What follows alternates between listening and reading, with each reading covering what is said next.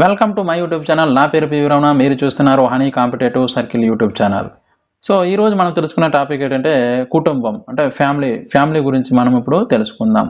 అయితే ఇప్పుడు కుటుంబం అనేది ప్రాథమిక సామాజిక సంస్థ, ప్రాథమిక సామాజీకరణ సాధనము మరియు ప్రాథమిక సామాజిక అంగము మరియు ప్రాథమిక సమూహం అని చెప్పవచ్చు. కుటుంబం అనేది ఏ విధంగా చెప్పవచ్చు అంటే ప్రాథమిక సామాజిక సంస్థ మరియు ప్రాథమిక సామాజీకరణ సాధనం మరియు ప్రాథమిక సామాజిక అంగం మరియు ప్రాథమిక సమూహంగా చెప్పవచ్చును.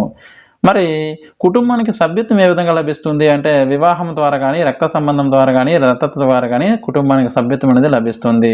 మరి ఈ కుటుంబాన్ని మనము ఏమంటామంటే కుటుంబాన్ని ఇంగ్లీష్లో మనం ఫ్యామిలీ అంటాము. ఇంగ్లీష్లో ఏమంటామండి? ఫ్యామిలీ అంటాము. మరి ఈ ఫ్యామిలీ అనే పదం అనేది ఫ్యామిలస్ అనే రోమన్ భాషా పదం నుంచి ఉద్భవించింది. సో ఫ్యామిలీ అనే ఇంగ్లీష్ పదం అనేది ఏ భాషా పదం నుంచి ఉద్భవించిందంటే రోమన్ భాషా పదము అయినటువంటి ఫ్యామిలస్ అనే ఒక భాషా పదం నుంచి ఉద్భవించింది. మరి ఫ్యామిలస్ అంటే ఏంటంటే దాని అర్థం సేవకుడు అని అర్థం. ఎగ్జామ్ హాల్లో ఫ్యామిలస్ అనే పదానికి అర్థం ఏంటి అని అంటాడు. దాని అర్థం ఆన్సర్ సేవకుడు అవుతుంది. మరి కుటుంబానికి సభ్యత్వం ఏ విధంగా లభిస్తుంది క్రింది వాటిలో అంటాడు. అదంటే వివాహము, రక్త సంబంధం మరియు దత్తత అని చెప్పవచ్చు. అలాగే ఫ్యామిలీ అనే ఇంగ్లీష్ భాషా పదము ఫెమిలియా అనే లాటిన్ భాషా పదం నుంచి కూడా ఉద్భవించడం జరిగింది. అయితే దాని నుంచి కూడా తీసుకోవడం జరిగింది. మరి ఫెమిలియా అనే దాని అర్థం ఏంటంటే కుటుంబము, సేవకులు మరియు బానిసలు అని చెప్పచ్చు. సో ఫెమిలియా అనే పదానికి అర్థం ఏంటి అంటే కుటుంబము, సేవకులు మరియు బానిసలు అని చెప్పొచ్చు. మరి ఫెమలస్ అనే పదానికి అర్థం ఏంటని చెప్పాము? సేవకుడు అని చెప్పాము. సో ఈ రెండు పదాలను తీసుకొని ఫ్యామిలీ అనే ఒక కుటుంబం అనే పదం అనేది రావడం జరిగింది. మరి అంతర్జాతీయ కుటుంబ దినోత్సవం అనేది ఎప్పుడు జరుపుకుంటారంటే మే 15వ తారీఖున జరుపుకుంటారు. ఇప్పుడు నేను చెప్పినవన్నీ కూడా చాలా ఇంపార్టెంట్ పాయింట్స్ మాత్రమే నేను మీకు డిస్కషన్ చేస్తున్నాను. ఇవి ఎగ్జామ్ హాల్లో ఇవ్వడానికి అవకాశం ఉన్నటువంటి క్వశ్చన్స్ మాత్రమే. అయితే ఇప్పుడు కుటుంబానికి సమగ్రమైన నిర్వచనము ఇచ్చిన వారు ఎవరు అంటాడు. కుటుంబానికి సమగ్రమైన నిర్వచనం ఇచ్చిన వారు ఎవరు అంటే ఎడ్మండ్ లీచ్ అని చెప్పవచ్చు. కుటుంబానికి సంబంధించిన 4 ముఖ్యమైన ప్రమాణాలు తెలిపింది ఎవరంటే స్టీఫెన్సన్ అని చెప్పొచ్చు. కుటుంబానికి సమగ్రం నిర్వచనం ఇచ్చింది ఎవరంటే ఎడ్మండ్ లీచ్ కాగా, అదే కుటుంబానికి సంబంధించిన 4 ప్రమాణం తెలిపింది ఎవరంటే స్టీఫెన్సన్ అని చెప్పొచ్చు. కుటుంబానికి త్రికోణాన్ని తెలిపింది ఎవరంటే రేమండ్ ఫర్త్ అని చెప్పొచ్చు. Raymond Firth. మరి వివాహము మరియు కుటుంబం అనునవి నాణెమునకు ఇరువైపులా ఉన్న బొమ్మ బొరుసు లాంటివి అని తెలిపింది ఎవరంటే లూయి. వివాహము మరియు కుటుంబం అనేవి నాణెములకు ఇరువైపులా ఉన్న బొమ్మ బొరుసులు లాంటివి అని తెలిపింది ఎవరంటే లూయి అని చెప్పొచ్చు. మరి కుటుంబ పరిమాణాన్ని తెలియజేసింది ఎవరంటే మొర్దాక్ అని చెప్పొచ్చు. కుటుంబ పరిమాణం తెలియజేసింది ఎవరు? మొర్దాక్ అని చెప్పొచ్చు. కుటుంబానికి సంబంధించిన 8 ముఖ్యమైన లక్షణాలు తెలిపింది ఎవరంటే మకాయవర్ అండ్ ఫేజ్ అని. మరి అదే కుటుంబానికి 6 రకాల విధులు తెలిపింది ఎవరంటే అక్బర్ అండ్ నిమ్కాఫ్ అని చెప్పొచ్చు. మరి కుటుంబ విధులను ప్రాథమిక మరియు ద్వితీయ విధులుగా వర్గీకరించింది ఎవరంటే మకాయవర్ అని చెప్పొచ్చు.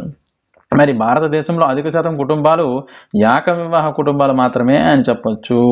ఏక వివాహ కుటుంబాలు.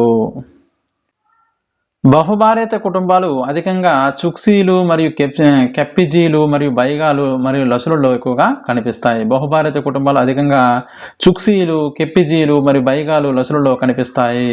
మరి బహుభర్తత్వ కుటుంబాలు అనేవి అధికంగా నీలగిరి తోడాలు మరియు హిమాలయ కాసాలు మరియు తియాన్సింగ్ తెగలు మరియు అదాల పోటీలలో ఎక్కువగా కనిపిస్తాయి.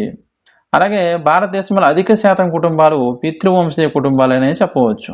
భారతదేశంలో అధిక శాతం కుటుంబాలు అనేవి పితృవంశీయ కుటుంబాలనే చెప్పవచ్చు. మాతృవంశీయ కుటుంబాలకు ఉదాహరణగా నీలగిరి తోడాలు మరియు హిమాలయ కాసాలు మరియు లడకి బోటీలు అని చెప్పవచ్చు. మాతృవంశీయ కుటుంబాలకు ఉదాహరణగా నీలగిరి తోడాలు మరియు హిమాలయ కాసాలు మరియు లడకి బోటీలని చెప్పవచ్చు. అలాగే అసినీయ తెగలు అనేవారు ఏ కుటుంబానికి పాటిస్తారంటే ఉభయ వంశీయ కుటుంబాన్ని పాటిస్తారు అని చెప్పొచ్చు. మరి భారతదేశంలో అధిక కుటుంబాలు అనేది పితృస్వామ్య కుటుంబాలే అని చెప్పవచ్చు. అధిక స్వామ్య కుటుంబాలు అనేది పితృస్వామ్య కుటుంబాలనే చెప్పొచ్చు. హిమాలయ కాసాలు మరియు మేఘాలయ గారోలు, కేరళ నాయర్లు యందు మాతృస్వామ్య కుటుంబాలను కనిపిస్తాయి. హిమాలయ కాసాలు మరియు మేఘాలయ గారులు మరియు కేరళ నాయర్ల యందు మాతృస్వామ్య కుటుంబాలు అనేవి కనిపిస్తాయి. మరి పత్ని స్థానిక కుటుంబ జీవన విధానం అనేది మేఘాలయ, హిమాలయ కాసాలు మరియు గారోలు మరియు నాయర్లలో కూడా కనిపిస్తాయి. సో పత్ని స్థానిక కుటుంబాలు అనేవి హిమాలయ కాసాలు మరి గారోలు నాయర్లో కనిపిస్తాయి. హిమాలయ కాసాలు మరి మేఘాలయ గారోలు మరియు కేరళ నాయర్ల యందు మాతృస్వామ్య కుటుంబాలు అనేవి కనిపిస్తాయి. అలాగే నూతన స్థానిక కుటుంబాలు ఏర్పడడానికి గల ప్రధాన కారణం ఏంటి అంటారు క్వశ్చన్. పారిశ్రామికీకరణ కానీ వలసలు మరి నగరీకరణ ఆధునీకరణ అని చెప్పవచ్చు. నూతన స్థానిక కుటుంబాలు ఏర్పడడానికి గల ప్రధాన కారణం ఏంటంటే పారిశ్రామికీకరణ, వలసలు మరియు నగరీకరణ ఆధునీకరణ అని చెప్పవచ్చు. కుటుంబం నందు 3 కంటే తక్కువ తరాలు నివసిస్తే అది ప్రాథమిక కుటుంబం అనేది అవుతుంది. 3 కంటే ఎక్కువ తరాలు నివసిస్తే అది ఉమ్మడి కుటుంబం అవుతుంది.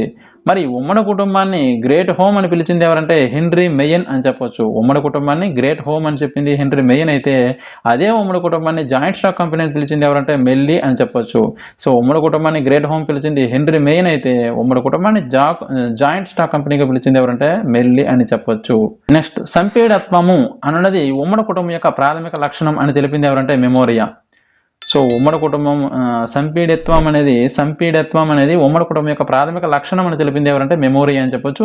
అలాగే కేరళ నాయర్ల యందు తారావాడ్ మాతృవంశీయ ఉమ్మడి కుటుంబం అనేది ఉంటుంది. కేరళ నాయర్ల యందు ఏముంటుందండి? తారావాడ్ మాతృవంశీయ ఉమ్మడి కుటుంబం అనేది ఉంటుంది. అలాగే కేరళ నంబూదిరి యందు ఇల్లూమ్ అనబడే పితృవంశీయ ఉమ్మడి కుటుంబం అనేది ఉంటాయి. కేరళ నాయర్ల